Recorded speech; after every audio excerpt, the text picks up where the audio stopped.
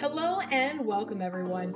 If you are old hat, welcome back. If you're brand new, welcome you. My name is Slegaitis-Smith, and this is a channel where we like to talk about writing through a bunch of variety of lenses, including things like books, movies, video games, plays, music, and other stuff like that. So, if it can be written form, we like to talk about it.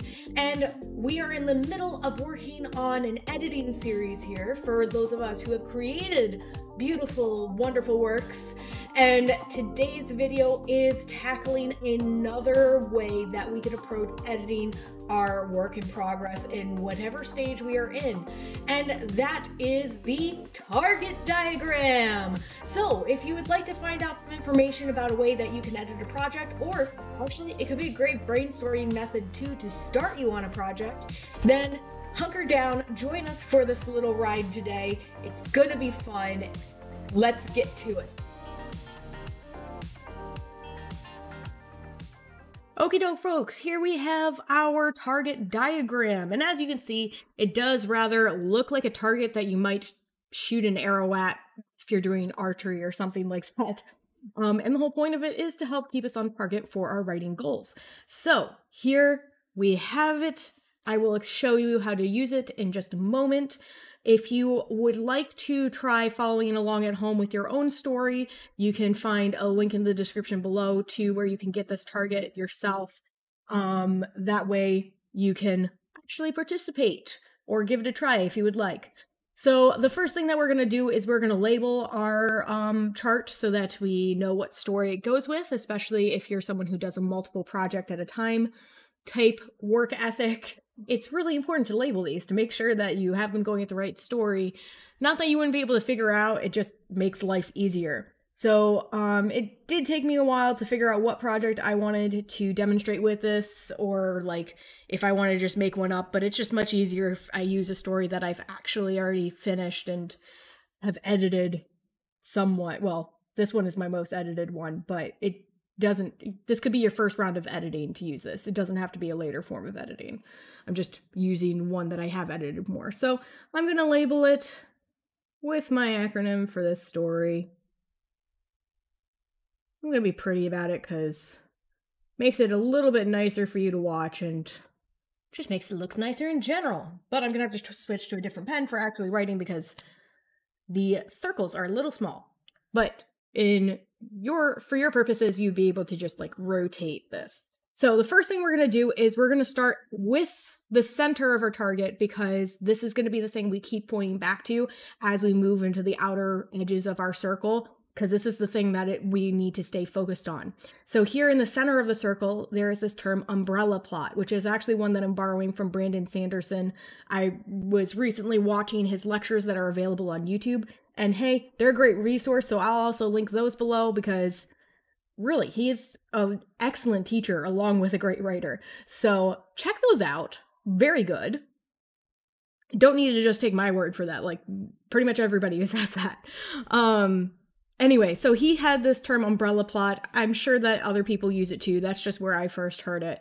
And essentially what's going on with your umbrella plot is if you could summarize your entire purpose for the story or the promise that you're making to your readers with your story into just like a sentence or less, that's essentially what the umbrella plot is. It's the main big promise you're making to your reader that this is the thing that's going to happen by the end of the story.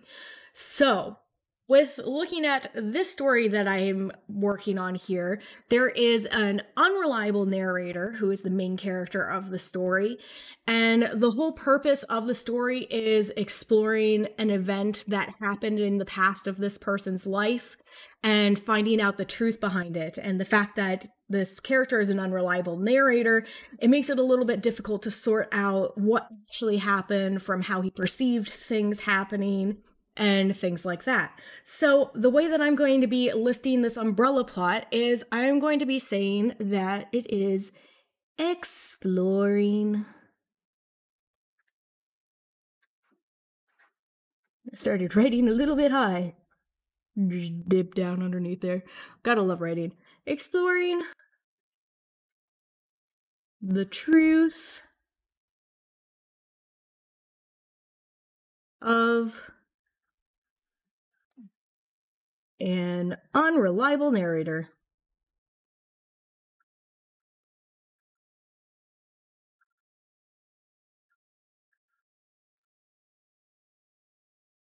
I don't have room to write with the size that I was writing.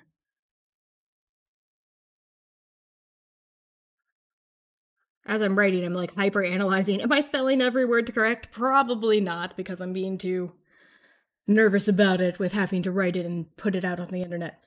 Alrighty. So we have exploring the truth of an unreliable narrator. Now, I can literally wrap up my whole promise of this plot into that phrase. And what makes this a really good umbrella plot for this diagram is that there are keywords throughout it that are going to turn into a checklist now for me to make sure that I'm actually achieving or at least fulfilling the promise that I set out to fulfill from the beginning of the story. So, first keyword we're looking at is this word exploring. Exploring can take a bunch of different forms. It doesn't just have to be like grabbing your compass and your sextant and going and looking at the night sky and wayfinding. There's lots of different types of exploring. So, first thing I need to check and make sure is happening in my story is that there is some sort of exploration. In particular, it needs to be an exploration of truth, or at the very least, perceived reality. Perceived. Yeah. Because that is part of the promise that I'm trying to make. So if I'm not addressing this, we got a problem. And then the last thing we definitely need to have, that is a checklist from this, is that there must be an unreliable narrator.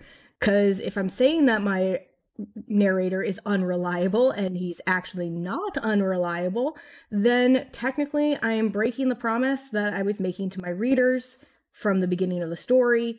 And I kind of just have a completely mistaken perception of the story in general because, I mean, the narrator is kind of a big deal in the story. So if I don't got this part right, I got a real problem. So your umbrella plot is just a nice, simple phrase. You don't need to be too fancy. You don't need to be too general. You want to focus in on what is that key promise you are making your readers that you want to have accomplished by the end of the story. So there's many things that are going to happen within this, which is why it's called an umbrella plot. But this is the main promise that it's going to be answered by the time the story is completely finished. And because of the fact that this needs to be done by the time the story is completely finished, that's why it's our main target in the center of the circle, so that we can make sure that we're keeping focused on what we need to be focused on. The next section that we're going to be looking at is this blue circle here, which it says character arcs. I don't know how easy it is to see any of this on the screen, unfortunately. But yeah, character arcs.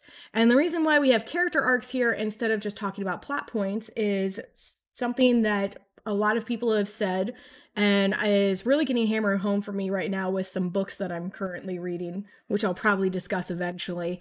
Character arcs and plot points / those emotional beats that you want to have in your story for everybody who's a save a cat person. Save a cat person?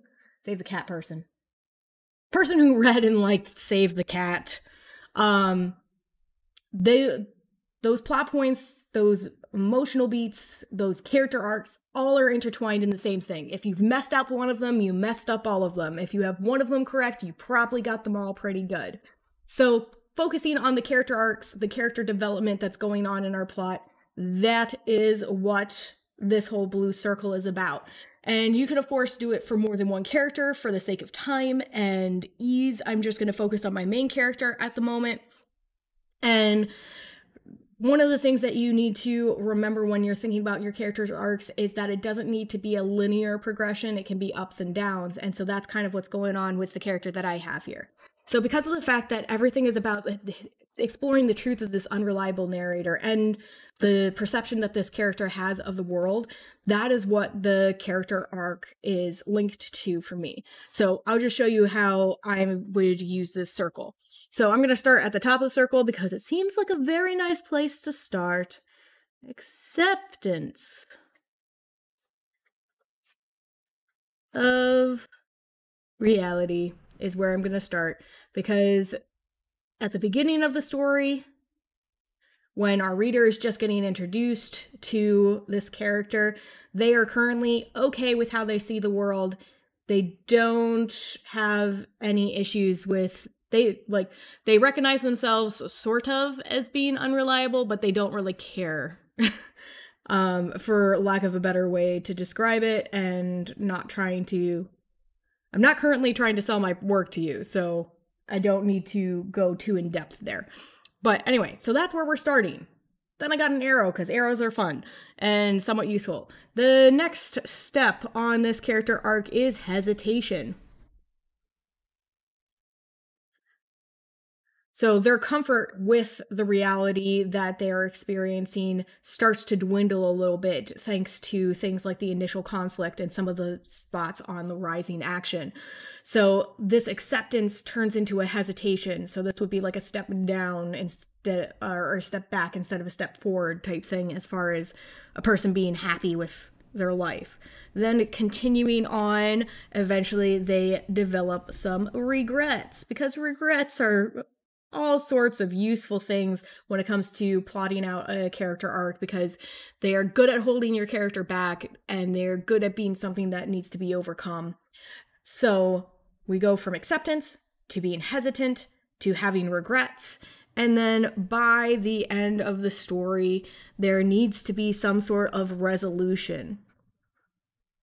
And this is something that, in particular for this story, I'm having to be very careful with, because in this story, my character is battling with mental health issues, and I'm going to link another video in the description below, because it's such a really good video that Hello Future Me did, where he was discussing mental health issues in writing, and why it's important, and why it's difficult, and why you need to be careful. And as someone who has struggled with mental health issues, I can say that I sincerely appreciate that point of view, and that's why I feel like it's important to write this story, even though it's really difficult to do justice to a mental health issue in a story. But that's why I have to be super careful with this resolution, because you need to address mental health issues in a way that doesn't glorify them, but also in a way that's not alienating. So this resolution part is super important. So once again, by looking at the different steps on this character arc, I now have a checklist of things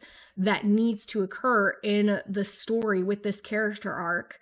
And each one of these things now can be a little checkbox on my checklist. Do I have a section that has him being accepting of his reality?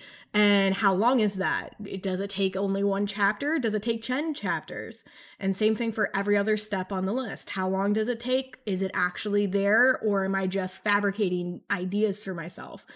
You got to be real with yourself when you're in the editing phase. So that's what this is all about. So now I have another checklist to make sure that I have my character arcs, and to make sure that they are in line with this umbrella plot. How are these things exploring? How are they dealing with truth and perceived truth? And how are they building up this character as being this unreliable narrator? So all these things can just link right back in, which moves us into our next circle, which is functional setting. And if I haven't beat you guys over the head enough with the importance of functionality in your writing, let me do it just one more time. Functionality in writing, once again, is referring to the ability of a particular character or scene or plot point to move your story from the beginning of the story to the resolution of the story.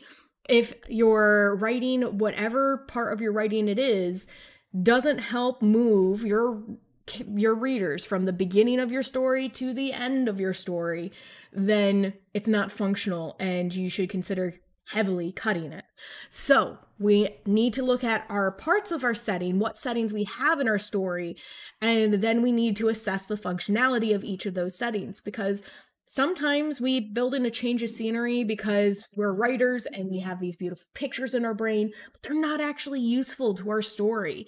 So what you're doing with this circle is you are listing every single setting you have in the story. And I mean every single setting, even if you're only there for like one scene, because especially if you're only there for like one scene, you need to make sure that this is actually a functional piece of setting.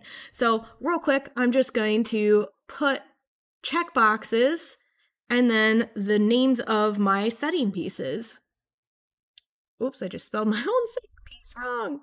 Because I'm trying to talk and write at the same time, and I'm not a multitasker like that.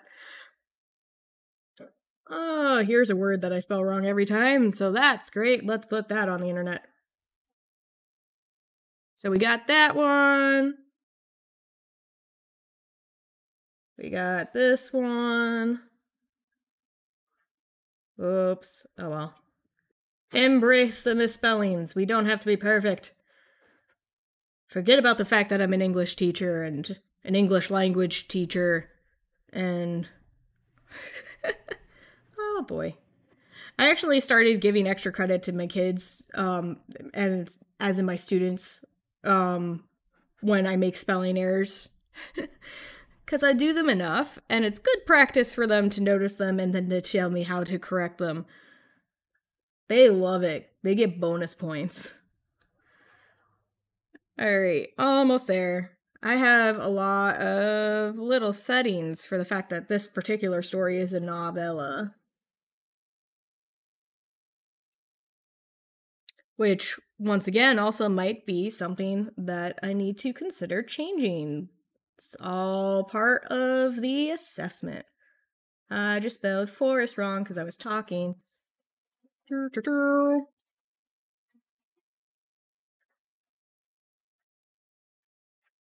All right, so obviously you could go the whole way around the circle if you have literally that many settings. These are the settings that are in the story that I have here. And so what you're going to do when you're going through your actual novel and editing it, you're going to be looking at how each of these settings actually serve a functional purpose, how they play a role in the character arc, and if they are actually helping any of these parts of the umbrella part come into being. So actually, I probably need to put like 3 checkboxes along with these so that I can check it off for each thing that it does. Because the functionality, you might think reading a single scene that it's super functional, but then if you look over it at the course of the novel, or if you look at it in light of the character arc or the umbrella plot, maybe it's not actually as useful as it seemed like in that single scene. So once again, focusing in towards the center, everything needs to get assessed back to the center. Does each thing reach that? Which is what leads us to the last part, which is the functional world building. We got that functional world again, and then world building, which is an area that a lot of people think is relegated purely to fantasy writing and sci-fi writing. And that is not really true. There are certain elements of world building that just doesn't need to exist in realistic fiction, but there's still world building that takes place. So you might not have to build everything from the ground up, but if I'm just going to list things like the Earth, because of the fact that this is a psychological suspense story, which means it's like my only realistic fiction story I currently have going, it's not going to be useful for me because of course it's on planet Earth. It's a realistic setting. So it means nothing about the functionality to me to say something like it's on planet Earth. Instead, I need to look at some other categories. And in case you also are working with a realistic fiction, and also if you are working in fantasy and sci-fi, because this is still applicable, I'm going to be filling out this circle here, talking about some things that we need to think about in world building, whether we're dealing with a massive world building scale thing like a sci-fi or fantasy, or something much more in the realm of the ordinary. So the first thing that we really need to look at in world building, regardless of what type of story you are going for, is we need to have believable characters. That one is probably like the biggest no-brainer out of all of them on the list. You want your reader to be able to connect to your characters. You want them to be able to feel like they're real people that could like actually show up and have a cup of coffee with them or something. So you want to go through and list out every single one of your characters who has speaking roles, who actually is significant in the plot line. And you're going to want to make sure, once again, that each of these characters are believable. Like, do they act like real people? Do they have depth? Are they round characters or flat characters? Are they static characters or dynamic characters? Hitting all of the random checklists for characters that you could possibly have. And you are going to make sure that, once again, not only are they believable as people, but are they believable in the locations that they appear in the story? Are they believable in the character arc that they have, or in their role in the character arc of another character? And how are they helping to hit the checklist for your umbrella plot? So you have a lot of different things to assess for your characters, but that is a good thing. It will help your writing. Be happy with it. All right. The next thing that you are going to look at is very connected to that, which is relational realism. And the whole point of this relational realism is to make sure that the relationships between the characters are as realistic as the characters themselves. This is all about like making sure that you're like not pigeonholing your characters into something that they wouldn't actually do based off of your characters, because readers fall in love with your characters. They end up knowing them as well as you do, at least as well as you let them. And so very often readers get let down if we as writers end up forcing our characters to do something that they wouldn't do, because they can recognize that that is something that that character wouldn't actually do. And I actually had this problem in this particular story, where with this unreliable narrator character that I have, everyone was just super chill with it. Like, he is pretty quirky. He's pretty weird. The way that he looks at the world, the way he acts, the way he behaves, the rules he breaks. And everybody was just super chill, including people who just brand new met him. And it didn't make sense for anybody's characters for it to work that way. So I had to go back and rewrite so much to make people less chill with him, because of the fact that it just didn't make sense. I was forcing them to like a character that I liked because of the fact that he was the main character, and it wasn't actually based off of who they were as people. So relational realism is super important. So you're going to be looking at the relationships that the characters have with each other and deciding whether that is actually realistic to those characters and how they would actually interact with each other. So super important step on the list. The next thing that we need to talk about, which I'm not sure if this is actually like the best terminology to use for it or not. If you have a better suggestion, leave it in the comment section below. But accurate world dynamics is what I'm going to talk about. And this is the thing that usually is an issue in things like thrillers and suspense stories, which this is, so it's important to pay attention to. But it can happen in any genre, really, where there's some aspect of the world that is built to make sense in some way, and you conveniently forget about it, or not so conveniently forget about it. The way that this shows up the most often is like in the isolation trope in like thrillers and suspense that are set in modern times, and somehow everybody forgot that they had cell phones. Like, now people are starting to like really pay attention to that, and usually they'll be like, oh no, there's no service in the area or something like that. But in general, usually this is a thing where people will forget about something like, why don't they have a cell phone to call for help? So it's not just going to be related to cell phones. That's just the biggest, most relatable example that I can think of at the moment.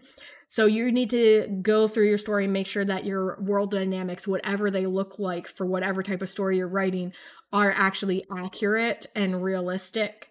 And so for me, because of the fact that this story does involve a police department, that means that I need to make sure that people are actually acting the way that it works in real life, because it is a realistic story.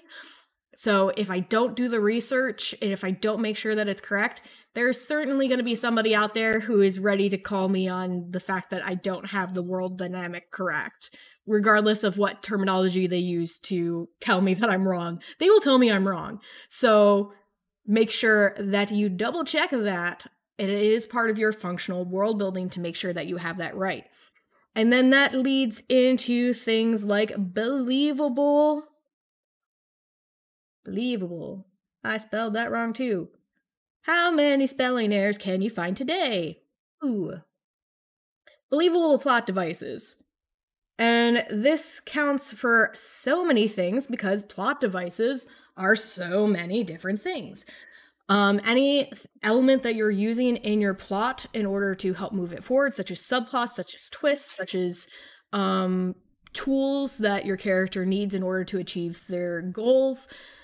All of those things fall under plot devices, and you need to make sure that it works. I'm gonna, I guess today is gonna be the day of linking videos, because just recently, Murphy Napier, oh goodness, I don't think I said her name right. Murphy's correct. She's a wonderful person. She is a booktuber, and she had a video that she did recently that kind of was talking about the believable plot devices. It wasn't geared towards believable plot devices, but it ended up being one of the things that was being discussed, because the whole point of the video that she had put out was one of her subscribers had asked her to talk about how annoying it is when there are plot conveniences for the characters. And this is when, like, you have a character who randomly shows up and gives the hero exactly what they need to do to achieve what they want.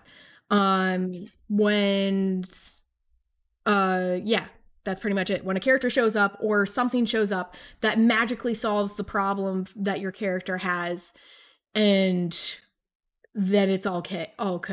And the example that she used was like from the Chronicles of Narnia, where they have to go fight out this big battle. They don't have any resources. They're all alone. And then Santa Claus shows up and gives them presents. And she wasn't sure that she said that accurately, but she did.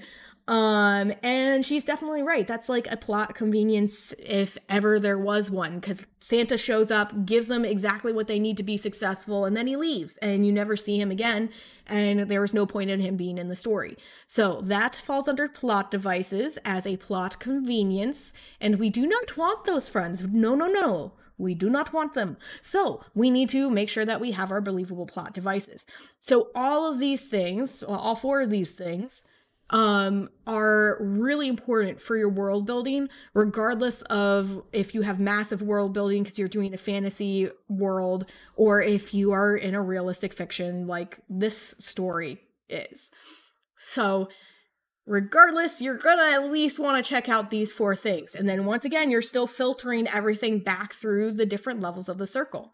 So now that I have this target diagram filled out, my next step is to go through my novel, make sure that I am actually hitting all of these points, making sure that I'm doing the things that I set out to do.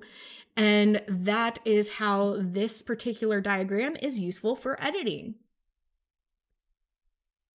Thank you so much for joining me today and learning about the target diagram and how it can help us with our writing projects. Don't forget to take full advantage of those links in the description below.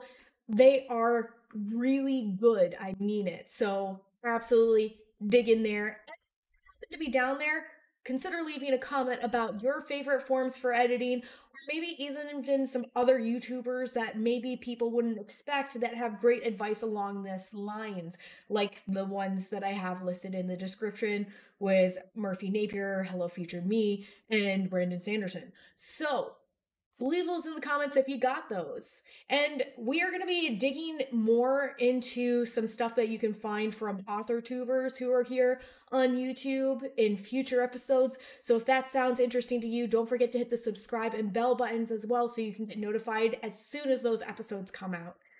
That's it for us today here on this channel. So have a great one. Until the next one.